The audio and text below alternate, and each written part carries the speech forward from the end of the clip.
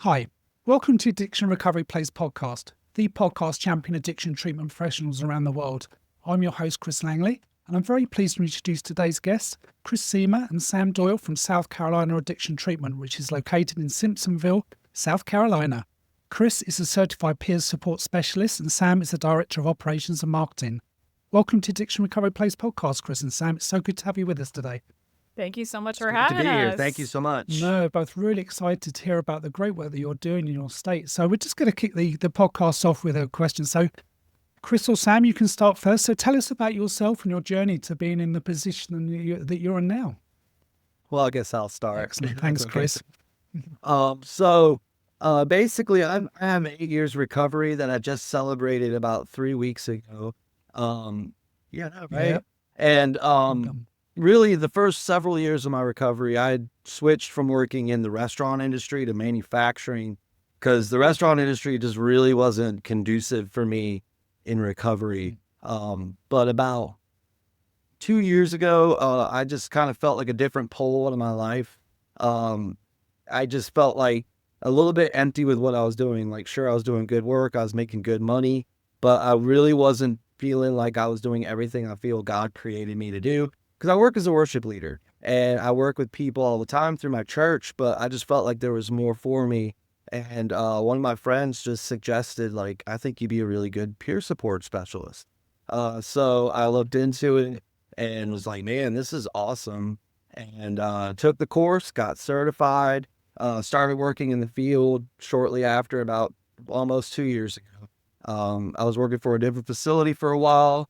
But then I got to speaking with Keaton, which is our site director, and Sam, and just really fell in love with the attitude of this place and the heart that they have and the way that they go about treating the clients, and kind of just jumped right in, and I felt right at home ever since. And I love every day that I get to come to work and get to do what I do. Yeah. Well, firstly, Chris, congratulations. 8 years sober. Thank you. That journey is fantastic. Within 8 years, you've gone from there to where you are now, and I bet you thank your friend every day for suggesting to become a peer support specialist. That's wonderful. Absolutely. Well, thank you for sharing that journey. That's incredible. And what about yourself, Sam? What's your journey? Yeah, so I started professionally teaching. So my background is actually in education. I've always had a passion for helping people, no matter what age, where I am in the world. I have gone from teaching high school in America, art history, world history, to teaching abroad in China for a couple of years. And then I started working in nonprofit when I came back to the States and worked with homeless youth in Portland. I worked in healthcare for vision and hearing healthcare, and then made a transition to recovery because I have a loved one, my oldest brother. He has struggled with addiction for many years, and that was a great impact on my life and my family's life and his loved ones. And finding ways to connect those two pieces to me was incredibly valuable. One, of recovery, and two, of just helping others. So when this opportunity came up to work in recovery, I couldn't imagine saying no. And let me tell you, every single day you learn something new. And as a former teacher, that's important to me. And I love every bit of working in recovery just because of the impact that you see our team makes in every single person's life when they walk through our door, which is a huge step for people to take, literally and emotionally, to watch them have that transformative moment where they start to meet our team on site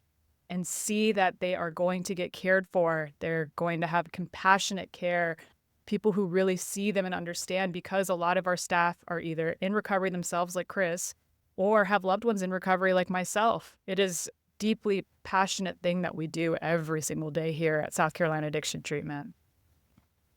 I could just hear the passion in your voice there, Sam. That's incredible. Both of you, obviously, but it's just wonderful to hear. That's why I always start these podcasts with that question, because it's very important to find out why is someone doing this work. And it's just wonderful to hear this. So can you just tell us about some of the services that you provide at your treatment center? Yeah. Chris, do you want me to take that one? If you want, Sam, I can speak on what I do, and I was just figuring you'd just jump in with what you do. Go for it. So what I do is, I get to be a peer support specialist here, but I also work in kind of a dual role as a tech. So I really get to spend a lot of time with them on the day-to-day stuff. caring for them, with their, basic stuff and, helping them on their day-to-day needs. But I also get to kind of spend a lot of time with them talking about their lives, talking about their story, their journey. I do some group facilitation, and I really just I feel like our job here is to love on them, care for them, and encourage them to get over the hump of their detox and then start preparing them for the next steps, whether that's IOP, PHP, a longer term facility, or if they're just going to go out and start going to meetings. And I love that we get to do that here. And yeah, so that's what I get to do. Yeah, marvelous. What about yourself, Sam? In terms of what we do specifically at South Carolina Addiction Treatment, or SCAT, as you're going to hear us probably say throughout the interview, we offer detox and residential levels of care. So we're truly just the first stop on many people's recovery journeys. So what we do is try to provide people the most amount of comfort that we can. We're a medication-assisted treatment facility as well, so we're giving them meds while they're with us to help them reach back to baseline in terms of their physical health for that first week they're with us. And then we also offer aftercare planning for them as well. So if they do want to, as Chris mentioned, go to further aftercare for PHP level of care, IOP level of care, or as Chris mentioned, going home and trying out meetings, we will want to do our best to set them up for success and see that they're going to be successful in their recovery journey. So we're step one. But we want to see people be successful. And with our alumni program that we've kicked off in the last year, we are seeing about a 90% success rate of people who graduate from our program and also go to an aftercare program too. So it's amazing. It is amazing the feedback that we get from people who are still living their lives and going about and sharing their light with others. So you just mentioned your alumni, Sam. So you've been doing this for a year, and you've found out that 90% of the people are still engaging with services past leaving your service. Wow, that's some number. And it's amazing because sometimes, and it happens, it's inevitably going to happen where we get people who walk back through our door again because relapses happen. It's the reality of recovery. But we didn't have those figures and those numbers to point to. We saw the relapses, but we didn't see the successes. So now that we've started this alumni program, which one of our behavioral health tech supervisor, Will Burnside, he facilitates the alumni program. He picks up that phone at 90 days. He's calling every single person that graduated from our program to check back in with them. And sometimes we don't hear back, but from the people we do hear back from, again, many of them are doing incredibly well. So it's those successes that help us each day. When we have a tough day like this morning, those successes make it so worth it.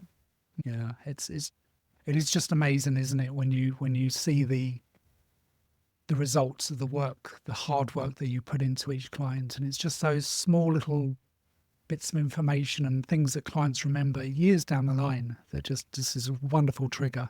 That's a great story. Thank you so much. You just mentioned a couple of members of staff, and I'd just like to just touch on it. Can you tell us about? I've looked on your website. You've got a very extensive team where you are, which is just wonderful to see. Can you just tell us about some of your team members and a couple of their roles, please? Yeah, Chris, why don't you go ahead and then I'll fill in blanks. Sure. So the cool thing about here, everybody has that attitude. You'll never hear somebody say that's not my job. It doesn't matter if they're in the clinical team, the nursing team, even the kitchen. It's almost like family.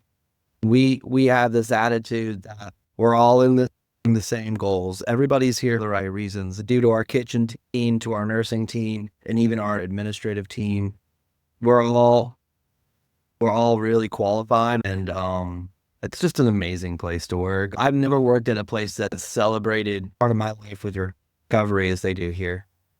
I had to kind of keep that part hidden, and here it brought forefront, and it's because all of us have passive or direct experience in recovery. Yep.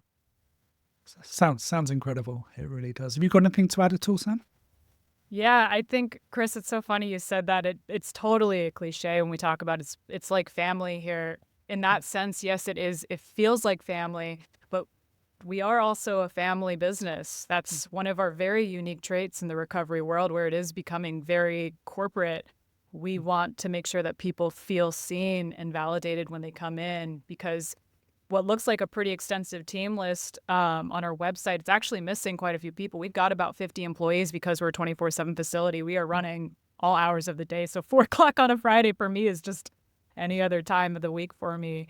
But we've got everything from administration, we've got our admissions team, we've got our medical team, our provider, clinical team for our therapists, our nurses, we got techs like Chris, our group facilitators, our kitchen team. We have an amazing kitchen team, by the way. Our food is phenomenal.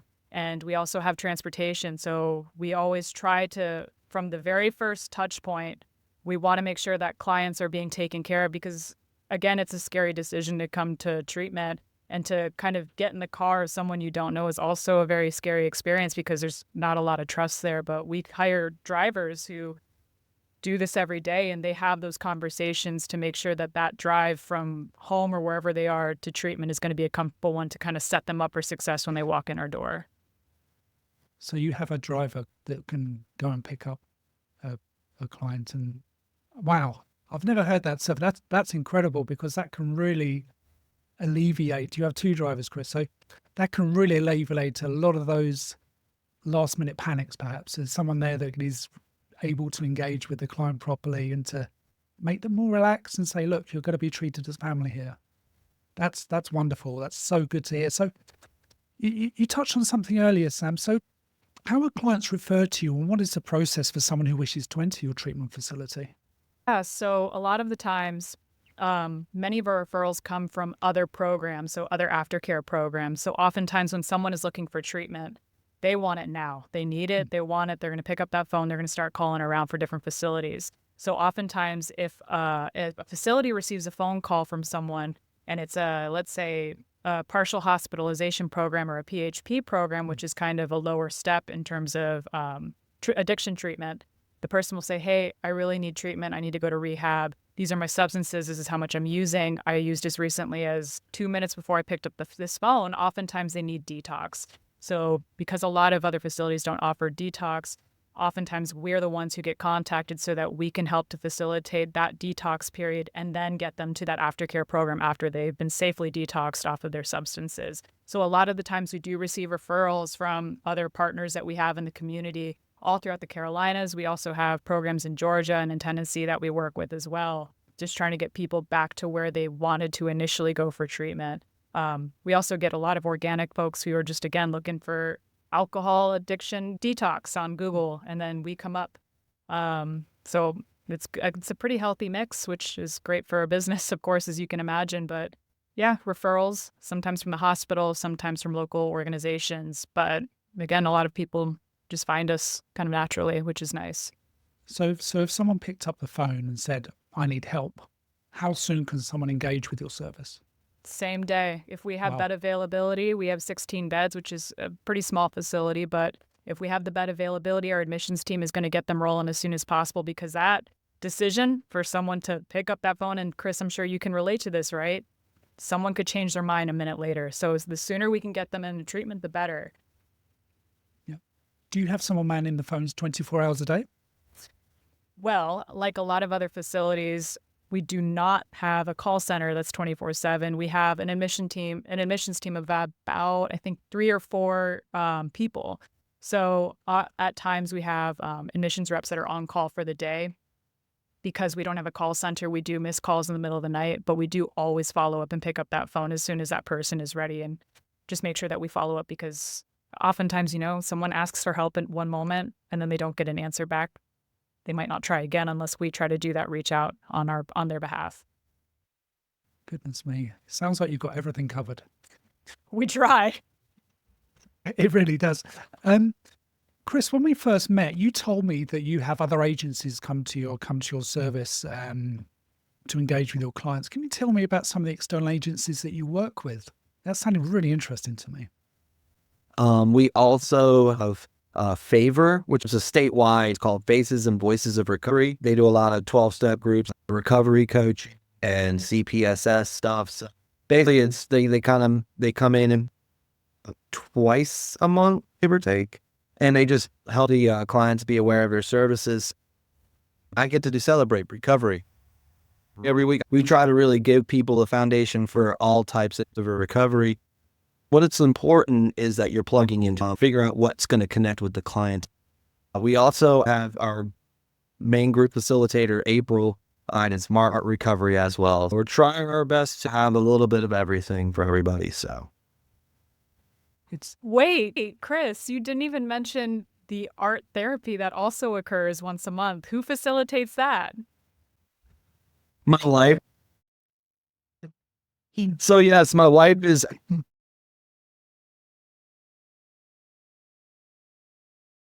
currently finishing her degree to be an art teacher, art therapy. Hey, baby, I'm sorry I forgot. Don't get mad at me. Thank you for adding that, Sam. It's always on my mind. I'm sure. It's so nice to hear that you have. It's so nice to hear that you have external agencies come in and work with you as well, because this isn't about competition.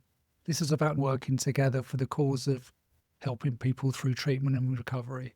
Because I hear so many times of competitiveness within the sector, and it's all about networking, and it's so nice to hear that you have so many agencies coming and engage with you as well. Can I just ask you something? How long has South Carolina Addiction Treatment been in service? How long have you been running? Chris, do you know our birthday? I don't know the Do you remember our birthday?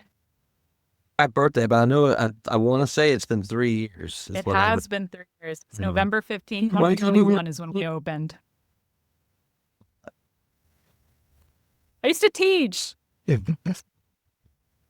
Only 3 years. Only 3 years you've been in. Wow! Congratulations. That's just incredible. Goodness So, me. to be perfectly clear, too, so while our site here in South Carolina has been open for 3 years, we do have a sister site that's been open in Charlotte, North Carolina, since 2018. So we are a sister or a branch off of that. That site is called Carolina Center for Recovery, and they've been open since 2018 and have experienced a lot of growth since they opened up. And I'm actually in Charlotte right now, sitting inside of CCR, and then Chris is on site right now at SCAT in South Carolina. Okay. Excellent. Oh, wow. Well, thank you for pointing that out. So last question about your service today, but what are the future plans? Because you're doing everything. I mean, where would you like to be this time next year? Say, what have you got planned for your service? Well, I will say, I'll start off by giving you our mission statement at SCAT. Our mission statement is to help individuals overcome the disease of addiction. Plain and simple, that is our goal. Every decision that we make day to day, whether it's on the floor with Chris as a tech making a decision to the administrative side of the more big picture decisions, it all comes back to that mission statement. Now, our vision statement, is our absolute vision, what we'd like to see 5 years down the road, however many years down the road, is to become the premier addiction treatment facility here in the state of South Carolina. That is our absolute goal. What we'd like to see, so like I mentioned, we have 16 beds. We're a pretty small facility. It's like coming to grandma's house, is how different people have described it before. What we'd like to do is actually expand our building. We own a lot of the land behind our building. We'd like to build out and expand our residential program. So like I'd mentioned, we're detox and a residential program. What we'd like to do, we do detox really well. Again, tooting our own horn, I'm going to do it. But what we'd like to do is to build out residential and offer people a longer term treatment. So it's not just 1 week or 2 weeks, to build it out to maybe be a month, and give people that opportunity to stabilize and build some structure before they step down to a lower level of care. So expansion, that's our goal. Yeah. Oh, I think you're certainly ready for that. That's for sure. I'd just like to move on and just ask you a couple of questions about South Carolina as a state, because obviously nationwide, it seems to be worldwide now that there's a massive opioid crisis, and obviously with the fentanyl. How's South Carolina been coping with this, and what things has the state been doing or hasn't been doing to help this? Yeah, Chris, you want to answer to that? South Carolina, I think there's a lot more to be done. I think the stigma that is around addiction, what it is, and the reality is that addiction these days, especially with fentanyl, especially with opioids, was affecting more people, and people from every demographic, how privileged or unprivileged they are.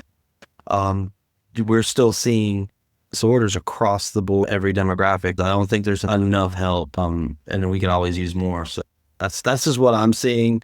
Yeah, so I mean, as we've seen across the country, that I mean, opioid drug overdose deaths have skyrocketed since COVID, just as a result of the drugs that are coming into our country. But I think what South Carolina is a little bit behind on the game on is just education in general around substance use disorder. Again, I used to work in education, so in schools, our curriculum was incredibly mandated towards very specific areas, and there wasn't a lot of focus on how are drugs impacting, or just substances in general impacting people every single day. I'm seeing now, especially in Greenville, South Carolina, there's a huge opportunity for growth in terms of our city in general, but also just for different recovery resources to exist. If you look up at North Carolina and Charlotte in particular, you'll start to see that there are a lot more services and recovery resources in North Carolina. And I think South Carolina is starting to follow up on that trend because they're seeing a huge need for other recovery resources, whether it's state mandated, it's Medicaid, or private for people who are able to afford very affordable marketplace insurance plans. I think that it's going to be really interesting to see what South Carolina looks like in about 10 years to see if we've started to blossom and grow as Charlotte has.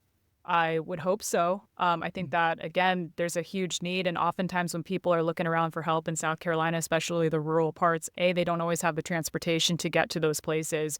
And B, they don't always have a very robust community to help to facilitate offering those resources for now. But I think substance use disorder is still very much underrepresented in the everyday media in general, not to mention for South Carolina, where, again, I think that there's a lot of room for growth.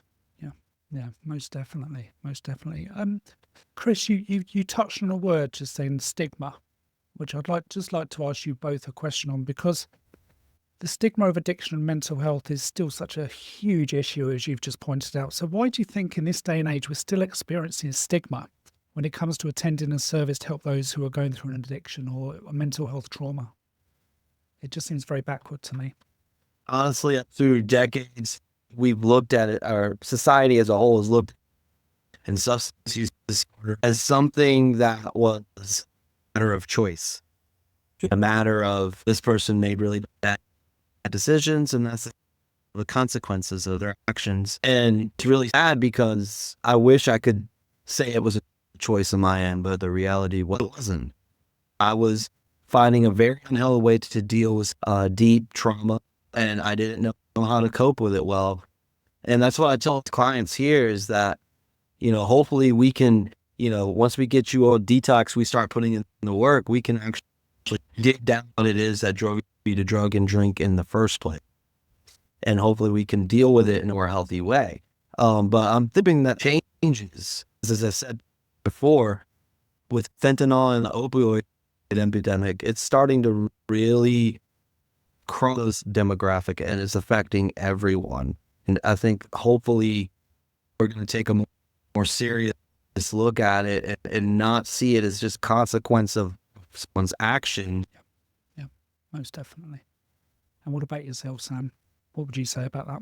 I would echo everything Chris just said. He nailed it. It's about education and lack of education. It started with just the way that addiction was presented to the wider world for ages about it being a choice instead of a disease, something that takes over the brain and literally changes the neurochemistry of it that results in constant and consistent usage to the point that it affects your day-to-day life. Even in the medical field, it's shocking meeting providers who do not work in the field of addiction treatment, who don't understand the impact of addiction and how it impacts their patients and their well-being and their health and the choices that they make as a result of the neurochemical changes that have taken place in their brain. I do think that education will help. And as Chris mentioned, because of this epidemic that we're living in through the opioid crisis, people are starting to understand what addiction really looks like. That's what happened with my family. A loved one was touched by addiction, and we had to learn. We had to better educate ourselves. We had to understand what exactly it was, and it forced us to better understand. We're going to see that happen bit by bit, but I think it would just help if we started educating across the board to begin with, so people don't have to go through that confusion and that pain and that resentment that comes with having a loved one who is suffering from addiction.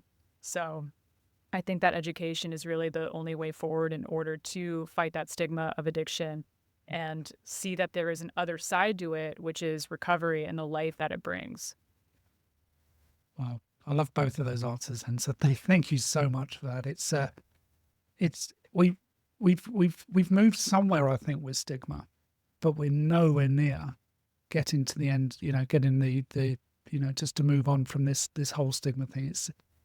I've worked in this field for many years, and stigma was the number one thing that stopped people engaging with services. And it's just tragic when I hear this. There's still a problem, but it's great services like yours that are just welcoming the clients and treating them as they should be treated.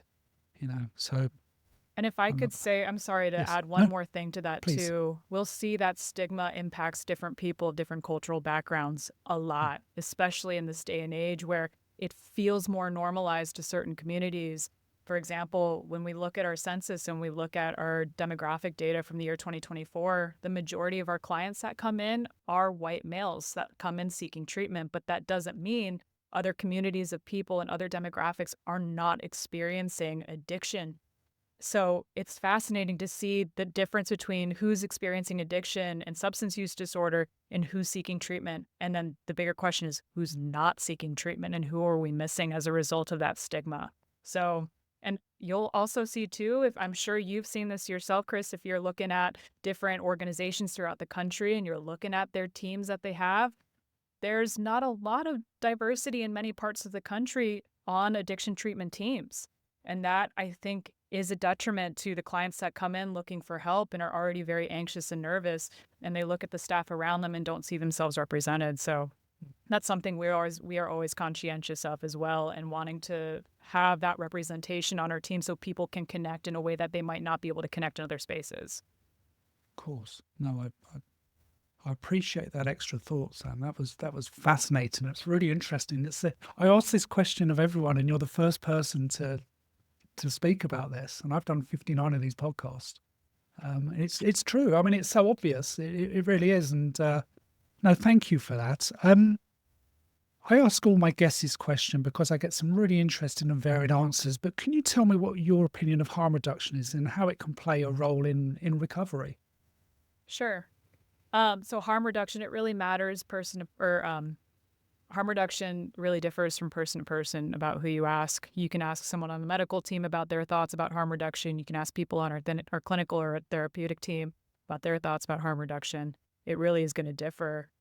We talk about it day to day. We talk about harm reduction in a couple of different ways. We want people to overcome the disease of addiction. That's what it comes down to. Depending on what substances they're coming in on, we want to help give them medication, since we are a medication-assisted treatment facility, give them medication to help them come off of their withdrawal symptoms as effectively as possible. And we do that in a very measured way where we create a taper specifically for them based on their use history, depending on who they are, their own health history. So finding a way to do that safely while also making sure we are setting them up for success, because we do offer Suboxone, we offer Subutex as options for people coming off. We don't offer methadone, but we do offer methadone detox. So depending on what that person needs to get better, that's just simply what our facility offers. We leave shame at the door. We leave any kind of ideas about what addiction and recovery should look like, because it's going to differ from person to person. If someone comes in saying that they want to get off of fentanyl, we can help them do that. We can help them get onto Suboxone if they'd like to do that. We can help them get onto Subutex. And I know that there are differing opinions about, well, if you need to take another substance to get off another substance, is that really recovery? Yes, it is. Again, recovery depends on person to person. So truly, we just want to set people up for success in any way that we possibly can, whether it is medication-assisted treatment or if someone starts to pick up smoking nicotine while they're in our facility. We encourage you to find what works for you in order to take a step at a time, because that's the reality. Addiction results in almost a lateral movement. Sometimes we see this with clients who come in coming off of meth and they start smoking more, or they start doing, their eating habits change. But again, it's a step at a time. It is a day at a time. And I think that it's beneficial to take that step at a time. And I lived in Portland, Oregon for a few years where I saw varying definitions of harm reduction there as well that differ from South Carolina. But again, we just want people to feel and get better.